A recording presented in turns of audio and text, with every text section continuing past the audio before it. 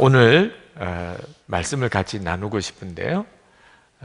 하나님께서 로마서 2장 1절부터 11절 말씀을 가지고 너 남을 심판하는 자여 라는 제목의 말씀을 여러분과 나누려고 합니다. 지난 로마서 1장 18절부터 32절까지에서는 하나님을 부인하고 하나님을 아는 것이 마음에 있으면서도 하나님을 부인하고 그리고 마음대로 세상 죄를 다 짓고 사는 사람들이 얼마나 하나님의 진노의 대상인지 그들에게 심판이 있을 것에 대해서 사도 바울이 말씀을 했습니다. 그건 두려운 일입니다. 그런데 오늘 본문에는 하나님을 잘 믿는 사람들에게 그보다도 더 큰 죄가 있다는 것에 대해서 말씀하고 있는 겁니다. 자, 하나님을 잘 믿는 사람들에게 세상 사람들보다 더 큰 죄가 있으면 뭐가 있겠습니까? 바로 남을 심판하는, 판단하고 정죄하는 죄가 있다는 겁니다. 로마서 1장 18절부터 32절까지 사도 바울이 하나님을 믿지도 않고 그리고 자기 마음대로 불경건과 불의를 행하는 이들을 조목조목 그 죄를 열거하면서 이들은 사형에 합당하다. 하나님이 반드시 죽일 거 멸하실 것이다 라고 말씀하셨을 때 두 손 들고 아멘, 당연히 그렇습니다, 아멘입니다, 이렇게 하는 이들이 있었어요. 그들이 누구냐면 유대인들입니다. 유대인들은 그들은 하나님을 믿고 또 하나님의 계명을 직접 받았고 그들은 철저히 하나님의 말씀대로 사는 일에 자부심이 있는 사람들이었습니다. 그들은 선민의식이 대단히 강했습니다. 그들은 하나님을 알지 못하는 이방인들과 자기들과는 질적인 차이가 있다고 생각했습니다. 그래서 그들은 사도 바울의 말에 100% 동의해요. 말씀 잘하셨습니다. 사도 바울 말씀 잘하셨어요. 하나님을 믿지 않는 저 불의한 이방인들은 다 지옥에 갈 수밖에 없는 자들입니다. 그랬었어요. 그런데 사도 바울이 바로 그 유대인들에게 찬물을 끼얹는 선언을 오늘 하는 겁니다. 1절 말씀에 보면 남을 심판하는 자요. 여러분, 오늘 이 말씀은 여러분의 마음에 반드시 새겨두셔야 됩니다. 하여튼 이 말씀이 계속 새겨서 여러분의 속에서 들려져야 됩니다. 남을 심판하는 자요. 이 말씀을 잊어버리면 여러분 남 심판하는 자리에 빠지게 됩니다. 너 남을 심판하는 자요. 그때 정신 바짝 차리고 내가 판단하고 또 정죄하고 있구나, 회개하고 돌이킬 수 있습니다. 이건 너무너무 중요한 말씀이에요. 여러분, 소위 믿음이 좋다는 사람들 중에 남을 판단하고 정죄하는 사람이 상당히 많습니다. 소위 믿음이 좋다는 사람들. 여러분, 이 말씀을 여러 번 들어보셨을 거예요. 남을 판단하고 정죄하는 게 죄라고 하는 사실을 여러분들이 모르시는 게 아니실 겁니다. 그런데 마음에 새겨지지 않으니까 계속 판단하고 정죄를 계속하는 겁니다. 남을 판단하고 정죄하는 게 얼마나 무서운 죄인지를 듣기는 했었지만 마음에 새겨지지 않으니까, 그러니까 허랑방탕하게 하나님 믿지 않고 사는 사람하고 은근히 마음에 남을 판단하고 정죄하는 자신하고 누가 더 죄인 같습니까? 솔직히 여러분, 누가 더 죄인 같아요? 하나님 믿지 않고 온갖 죄를 저지르는 그런 방탕한 사람하고 은근히 마음에 판단하고 정죄하는 마음을 가지고 있는 소위 믿음이 좋다는 사람들하고 누가 더 죄인 같습니까? 아직도 그래도 방탕한 사람이 더 죄인이지, 이런 생각이 있으니까 마음에 남 심판하는 마음을 해결 못 받는 겁니다. 인터넷에 실린 글 중에 진짜 무서운 사람이라는 글이 있습니다. 새벽기도 한 번도 빠지지 않는 집사님, 눈길이 무섭다. 11조 정확하게 꼬박꼬박 하는 신자의 눈길이 무섭다. 40일 금식기도 다녀온 권사님, 눈길이 무섭다. 크고 건강한 교회 다니는 성도가 무섭다. 신학 박사학위를 받은 신학자가 무섭다. 성도수가 제법 되는 교회 목사들이 무섭다. 왜 무섭지요? 그들 속에는 은근히 남을 판단하는 게 있다는 거예요. 나는 잘하는데, 나는 이만큼 열심인데, 그러면서 다른 사람을 판단하고 정죄하는 마음이 있는데 이게 무섭다는 거예요. 바리새인들, 성경에 그렇게 나오는 바리새인들이 바로 그런 사람들입니다.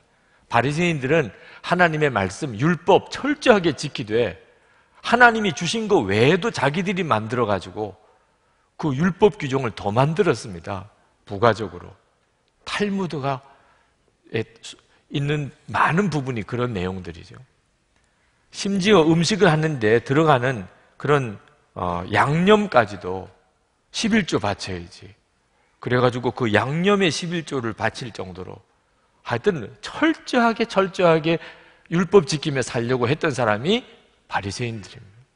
그런데 그들이 그 경건과 열심히 광기가 돼버렸어요. 어느 정도로? 죄 짓는 사람 돌로 쳐서 죽일 정도로. 신앙 열심히 잘못 빠지면 이렇게 갑니다. 하나님을 잘 믿는다는 것, 신앙생활 열심히 한다는 것이 사람을 돌로 쳐 죽이는 수준까지 갑니다. 이게 왜 그런가 하면 이 판단하고 정죄하는 죄가 얼마나 큰지를 명심하지 않기 때문에 그렇습니다. 유대인들은 자기들이 선민이라는 자부심이 대단했습니다. 이방인들은 지옥의 불쏘시개라고 생각했습니다. 사도 바울이 말합니다. 1절 하반절에 그대는 남을 심판하는 일로 결국 자기를 정죄하는 셈입니다. 남을 심판하는 그대도 똑같은 일을 하고 있기 때문입니다. 유대인들은 엄청 충격을 받았습니다. 아니 우리가 심판하는 대로 우리도 그대로 하고 있다고? 인정할 수 없었을 거예요. 3절에 또 이야기합니다. 이런 일을 하는 사람들을 심판하면서 스스로 그런 일을 하는 사람이요. 정말 그렇다고 수긍 안 하는 사람 많습니다. 세상에 방탕한 사람, 하나님 믿지도 않는 온갖 죄질 저지르는 저런 사람들하고 나하고 같다고? 나도 그 사람들처럼 그런 죄를 짓고 있다고? 인정 안 하는 사람 많으실 거예요. 실제로 제가 성경 공부 인도할 때 어떤 교인이 그랬어요. 모두 죄인입니다. 우리 다 지옥 갈 수밖에 없는 죄인이에요. 저 정말 끔찍한 죄수나 아주 교양 높은 사람이나 다 뿌리는 똑같은 죄인입니다. 그랬더니 막 엄청나게 반발하시는 거예요. 목사님 저도 제 속에 죄가 있다는 걸 인정합니다. 그러나 제가 저 술주정뱅이, 알코올 중독자, 저 폭력배, 살인범, 저 끔찍한 가정 파괴범과 내가 같다고요? 나 인정할 수 없습니다. 저 그런 사람 아닙니다. 그게 너무너무 당황스러웠어요. 그렇게까지 강하게 말할 줄은 몰랐어요.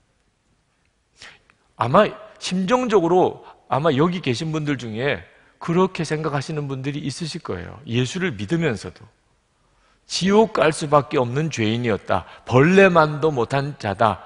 말할 수 없는 죄인이다. 다 교리지. 실제로 마음에는 난 괜찮은 사람이야. 이런 생각하시는 분들이 많으실 거예요. 제가 그랬거든요. 저는 그냥 정말 교리로는 내가 지옥 갈 수밖에 없는 죄인이었지만 실제로는 세상에 나쁜 사람 너무 많다 이런 생각하고 살았어요. 그 말은 나는 나쁜 사람 아니라 그런 뜻이에요. 세상에 나쁜 사람이 많은 거지 나는 괜찮은 사람에 들어가는 거죠.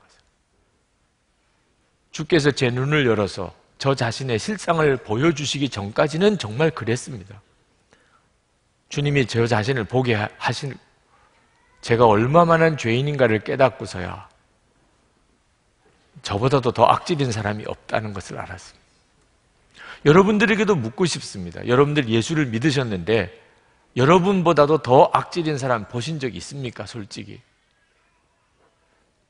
이 점에 대해서 여러분들이 어떻게 대답하시느냐에 따라 여러분이 진짜 예수를 믿고 있는지 아닌지가 구분됩니다. 세상에 나보다 악질인 사람 많지요. 아직도 본인은 진짜 예수님을 만난 게 아닙니다. 자기 자신을 보지 못하고 있는 거예요. 자기가 얼마만한 죄인인지를. 여러분, 남을 심판하지 말라는 말씀은 죄를 덮어버리라고 하는 말은 아닙니다. 이걸 악용하는 사람이 있습니다. 뻔히 죄를 짓고 잘못을 해놓고 우리 서로 비난하지 맙시다. 남 판단하지 맙시다. 우리 다 예수 믿는 사람인데 남 판단하고 심판하고 그러지 맙시다. 서로 용서하고 사랑합시다. 죄를 지은 사람이 이런 식으로 뻔뻔하게 이야기하는 것은 하나님의 은혜를 완전히 악용하는 사람. 하나님은 우리를 구원하신 것이 죄를 짓지 않게 하시려고 구원하신 겁니다. 우리 가운데 죄가 있으면 반드시 해결해야 됩니다. 하나님은 해결하라고 하십니다. 그러나 죄를 지은 사람을 대하는 태도가 문제가 되는 겁니다. 나는 의인인데 너는 죄인이야. 이런 태도는 이건 큰 죄라. 죄를 지은 사람보다 더 큰 죄라는 거예요. 나는 의인인데 너는 죄인이야. 이건 죄 짓는 사람보다 더 큰 죄, 심판하는 죄, 판단하는 죄. 마태복음 5장 22절에 형제에게 노하는 자마다 심판을 받게 된다. 살인죄와 똑같은 죄를 적용하신다. 형제에게 노하는 자마다. 마음으로 형제를 비판하고 그에게 노하면 실제로 죽인 것과 같다는 거죠. 마태복음 25장 28절에 보면 음욕을 품고 여자를 보는 자마다 마음에 이미 간음하였느니라. 실제로 간음한 거나 마음으로 음욕을 품은 거나 같다는 거예요. 하나님 보시기에는. 그러니 여러분, 남의 죄에 대해서 나는 의로운데 너는 죄인이야 말할 수 있는 사람이 누가 있습니까? 우리가 남을 비판하면 꼼짝없이 우리는 우리 자신이 스스로 심판을 받는 겁니다. 누가복음 6장 37절에 비판하지 마라. 그리하면 너희가 비판을 받지 않을 것이요. 정죄하지 마라. 그리하면 너희가 정죄를 받지 않을 것이요. 용서하라. 그리하면 너희가 용서를 받을 것이요. 우리가 어떤 사람에 대해서 비판하면 반드시 나에게도 그 죄가 있기 때문에 꼼짝없이 나는 그 비판으로 인하여 심판을 받습니다. 근데 내가 남을 용서하면 내게도 그런 죄가 있는데 하나님이 그 용서로 인하여 내 죄를 용서하십니다. 근데 돌아오는 게 더 큽니다. 내가 비판하면 더 큰 비판이 돌아오고 용서하면 더 큰 용서가 돌아옵니다. 누가복음 6장 38절에 주라 그리하면 너에게 줄 것이니 곧 후이되어 누르고 흔들어 넘치도록 하여 너에게 안겨주리라. 너희가 헤아리는 그 헤아림으로 너희도 헤아림을 도로 받을 것이니라. 이 말씀 명심하셔야 돼요. 프란시스 셰퍼라고 하는 신학자는 이 말씀을 실제로 적용하기를 보이지 않는 녹음기가 있다고 이렇게 설명을 했습니다. 우리는 다 보이지 않는 녹음기를 달고 다닙니다. 그래서 여러분이 하는 말이 그대로 다 녹음이 됩니다. 언제 그게 틀어지지요? 하나님 앞에 가서 심판 때 틀어집니다. 여러분이 한 말 그대로 다 들립니다. 그리고 그 말대로 여러분이 심판을 받습니다. 너가 그랬잖아. 잘못된 것이라고. 너가 그랬잖아. 그게 죄라고. 이게 두려운 거죠. 그러니 여러분이 어떤 사람에 대해서 용서하는 말을 하고 그 사람을 긍휼히 여기면 이거는 엄청난 축복입니다. 하나님 앞에 갔을 때 누르고 흔들어 넘치도록 하여 여러분이 돌려받게 될 겁니다. 하나님께서 유대인들을 선민으로 택하신 것은 유대인들이 뭘 잘나서 그런 게 아니고 하나님의 은혜가 얼마나 큰지를 보여주시려고 하셨다는 거예요. 그래서 세상의 민족 중에 제일 작은 민족을 하나님이 선민으로 택하신 겁니다. 유대 민족을 선민으로 택한 걸 보니까 하나님은 사랑이 많으시구나. 하나님은 용납하지 않을 민족이 없으시구나. 저 유대인을 택한 거 보니까 하나님은 우리도 받아주시겠구나. 그렇게 쓰시려고 유대인을 택하신 거라. 신명기 7장 7절을 보십시오. 여호와께서 너희를 기뻐하시고 너희를 택하심은 너희가 다른 민족보다 수요가 많기 때문이 아니니라. 너희는 오히려 모든 민족 중에 가장 적으니라. 그랬는데 유대인들은 자기가 선민이라는 것을 끊임없이 자랑하고, 이방인들은 불쏘시개, 지옥의 불쏘시개라고 그렇게 멸시하고 정죄하고 심판하고 그랬으니 하나님께서 얼마나 마음이 아프시겠냐. 하나님께서는 유대인들이 회개하고 돌아서기를 기다리시고 계시다. 오랫도록 유대인들이 지금도 저렇게 하는 것은 하나님이 오랫도록 기다리고 계시는, 돌이키기를. 그런데 그 오래 참으시는 하나님을 만홀히 여기니 하나님을 없인 여기는 것 같다. 그래서 4절에 하나님께서 인자하심을 베푸셔서 그대를 인도하여 회개하게 하신다는 것을 알지 못하고 오히려 하나님의 풍성하신 인자하심과 너그러우심과 오래 참으심을 없인 여기는 것입니까? 그랬어요. 여러분, 여기서 우리가 죄를 지은 사람을 어떻게 대해야 되는지를 알 수 있습니다. 우리 가운데도 죄를 짓는 사람이 나오면 우선은 나도 똑같은 죄인이라고 하는 점을 인정해야 되고, 그 사람만 죄인이고 나는 의인이라는 태도를 가지면 이건 더 무서운 죄를 짓게 되는 거니까. 나도 똑같은 죄인입니다. 당신은 죄를 실제로 지은 거고 나는 가능성만 가지고 있는 거예요. 나나 당신이나 똑같은데 하여튼 이 죄는 해결을 해야 됩니다. 이런 마음으로 죄를 접근해 들어가야 되고, 또 그 사람이 회개하기를, 스스로 회개하기를 기다려줘야 됩니다. 회개하고 돌아오기를. 정죄하고 심판하지 말고, 그리고 풍성하신 인자하심과 너그러우심으로 오래 참으신 하나님같이 해야 된다는. 대만 제자훈련 세미나 갔다가 마지막 시간에 질문이 하나 올라왔어요. 질문이 뭐냐 그랬더니, 교회는 문제가 많은 목사님에 대해서 어떤 태도를 취해야 하나요? 공개적인 답변이 불편하시면 강요하지는 않겠습니다. 이런 질문이 올라왔어요. 문제가 많은 목사님은 어떻게 해야 되지요? 제가 답변을 드렸어요. 그가 아버지나 형이나 동생이라면 어떻게 할 건지를 생각해 보십시오. 그 문제가 많은 목사님 어떻게 하지요? 그분이 아버지나 형이나 동생이라면 내가 어떻게 할지를 생각해 보시라. 그 말은 가족이라면 죄를 덮어버리라 이런 뜻이 아닙니다. 죄는 해결해야 돼요. 문제는 고쳐야 됩니다. 그런데 이중적인 태도를 가지면 안 된다는 거예요. 만약에 그분이 아버지나 형이나 동생이라면 막 소문 내겠습니까? 이 목사님에게 문제가 많습니다. 아니, 그분이 내 아버지고 형이고 동생이라면 하여튼 말 안 하고 그분 찾아가서 이거를 이렇게 하시면 안 됩니다. 이건 고치셔야 됩니다. 말을 해도 얼마나 부드럽게, 얼마나 진심으로 스스로 돌이키기를 바라면서, 그리고 얼마나 오래 기다려주면서 하겠네 말이에요.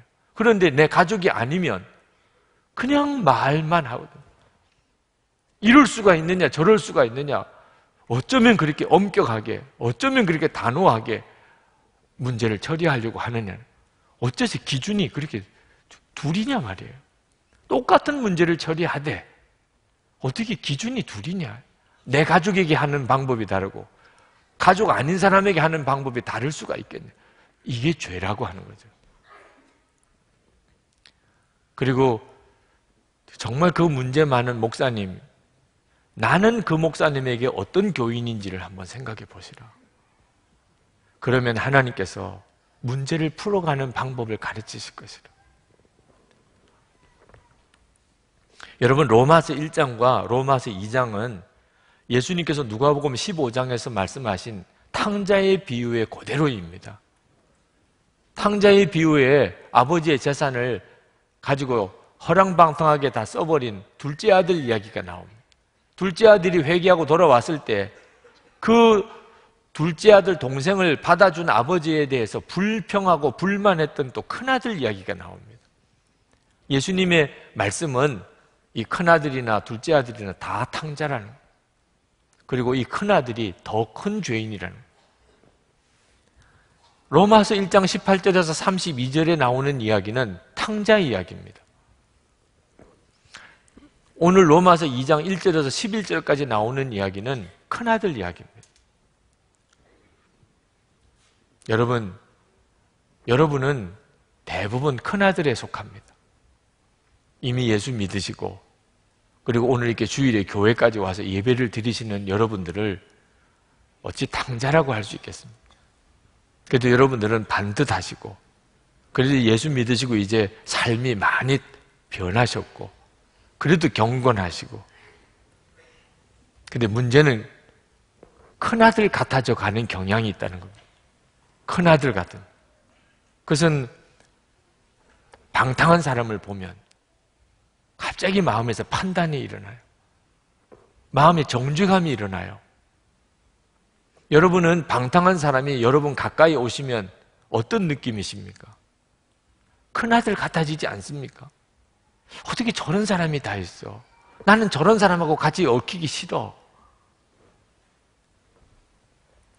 5절 말씀에 그대는 완고하여 회개할 마음이 없으니 하나님의 공정한 심판이 나타날 진노의 날에 자기가 받을 진노를 스스로 쌓아 올리고 있는 것입니다. 완고하여 회개할 마음이 없다는 이 사람이 누구냐 하면 죄인 아닙니다. 심판하는 사람이에요. 죄를 지은 사람은 처음에는 자기가 그런 짓 안 했다고 발뺌하고 어떻든지 변명합니다. 그러다가 죄가 밝혀지면 확 꺾어집니다. 그리고 부들부들 떨면서 눈물을 흘리면서 두려워하면서 용서해 주세요. 잘못했습니다. 죄를 지은 사람은 죄가 드러나면 꺾어져요. 그리고 용서해 달라고 그러고 그러니까 그 사람은 오히려 회개할 기회가 있는 겁니다. 그런데 그런 죄인을 정죄하고 심판한 사람은 좀처럼 회개를 안 합니다. 왜? 자기가 잘못했다고 생각 안 하니까. 잘못한 사람 잘못했다고 말하는 게 뭐가 잘못이냐? 잘못한 사람을 잘못했다고 해. 고쳐야 되지 않겠냐? 내가 교회를 위해서 했는데, 가족을 위해서 했는데. 이 정죄하고 심판하는 사람은 좀처럼 자기가 잘못했다고 여기지 않습니다. 그러다가 하나님 앞에까지 갑니다. 하나님 앞에까지. 하나님 앞에 가서 자기가 그동안 말했던 거, 행동했던 거, 마음에 품었던 거 다 드러나고 난 다음에서야 그냥 그는 정말 기절하지게 내가 나를 정죄하고 살았구나. 꼼짝없습니다. 하나님의 무서운 심판의 자리에 들어갑니다. 비판 잘하는 사람, 당신 왜 그렇게 부정적이고 비판적이냐? 그렇게 질문하면 그러면 내 성격이 철저하고 솔직하기 때문이라고 대부분 그렇게 변명합니다. 그렇지 않습니다. 자기 죄를 몰라서 그런 거예요. 왜 당신이 그렇게 비판적입니까? 자기 죄를 몰라서 그런 거라니까. 특히 남의 죄를 비판하고 정죄하는 거. 이게 얼마나 큰 죄인지를 모르니까 그렇게 하는 거지. 사람이 성격이 솔직하기 때문에 그렇게 하는 거 아닙니다. 철야기도 시간에 요즘에는 뭐 온전히 철야하는 그런 교회가 거의 없습니다만 전에는 정말 온전히 철야했죠. 철야기도 시간에 어느 집사님이 보니까 장로님, 권사님들이 다 자는 거예요. 기도를 안 하고.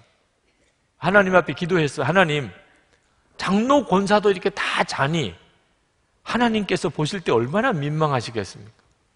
그때는 하나님께서 그 집사에게 말씀을 주셨대요.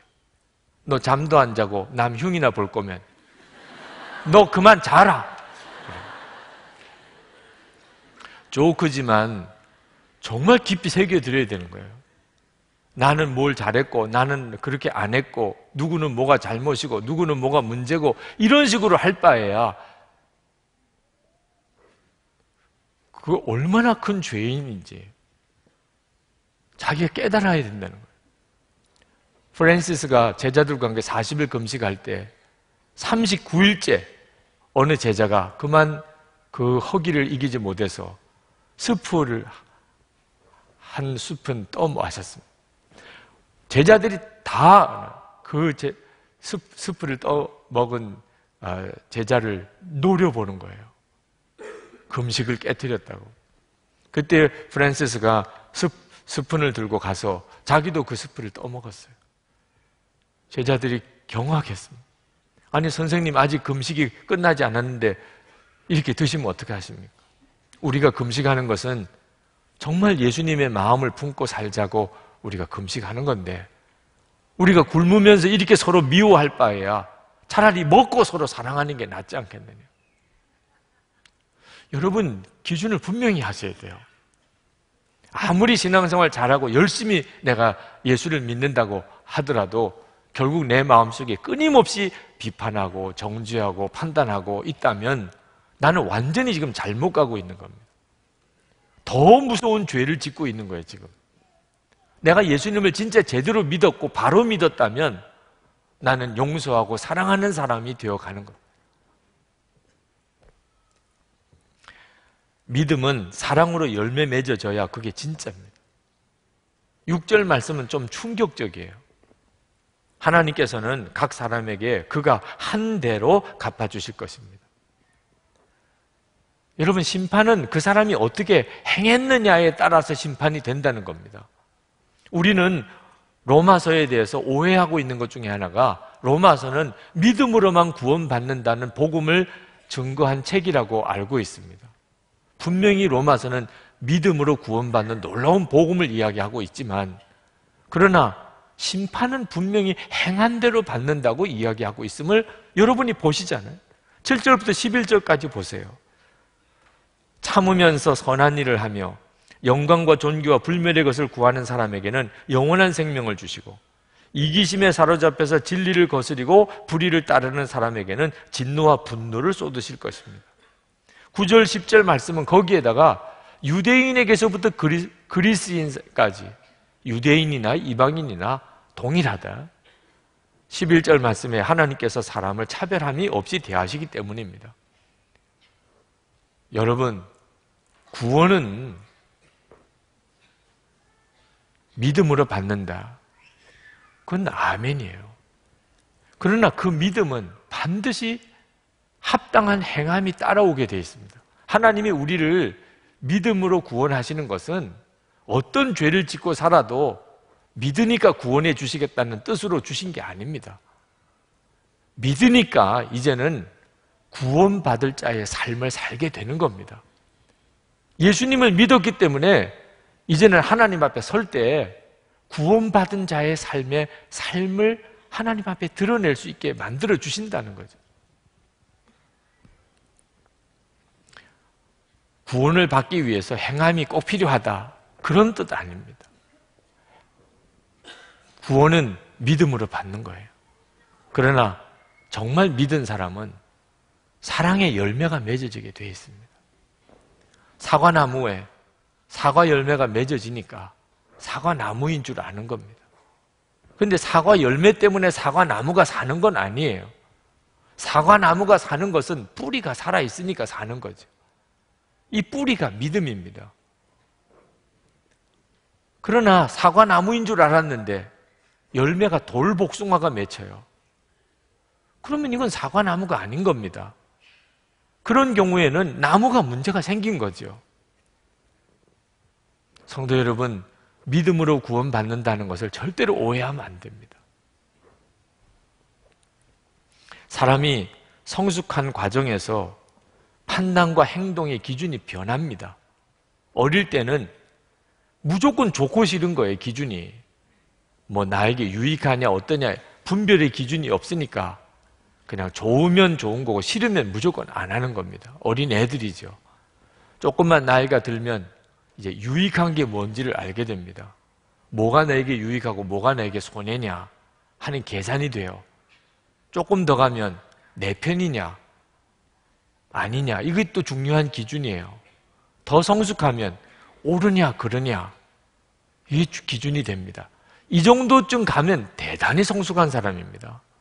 옳으냐 그르냐는 기준을 가지고 문제를 보는 것은 성숙한 사람이에요. 그러나 예수를 믿으면 거기서 하나 더 갑니다.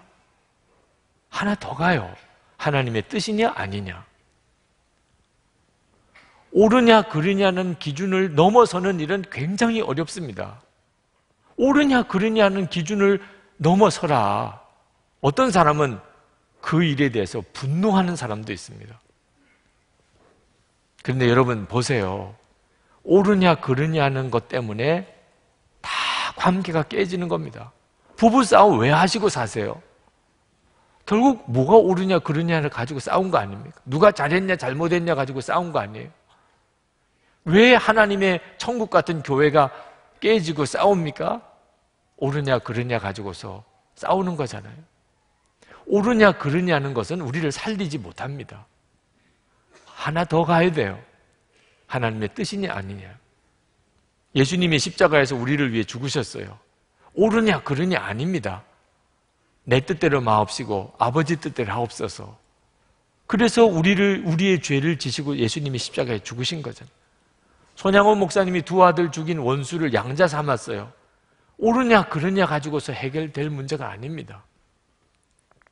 예수님 나 위에 죽으시고 그 예수님이 내 안에 계시니 내가 예수님 바라보고 살면 우리 안에 일어나는 변화가 용서하고 용서하고 사랑하고 사랑하고. 예수님 바라보는 믿음이 없는 사람은 정죄하고 판단하고 정죄하고 판단하고. 이건 흉내 낼 수가 없습니다. 서로 꾸밀 수 있는 게 아닙니다. 예수님을 진짜 구주로 영접했는지 아닌지는 용서와 사랑을 하는지 아니면 정죄하고 심판하는지를 보면 금방 드러납니다. 지난 월요일에 마음에 꼭 지적을 해줘야 될 분이 있었습니다. 이분이 이걸 반드시 고쳐야 되고 또 잘못을 내가 분명히 알게 해줘야 되겠다. 그런 분이 있었어요. 근데 마음이 편치가 않습니다.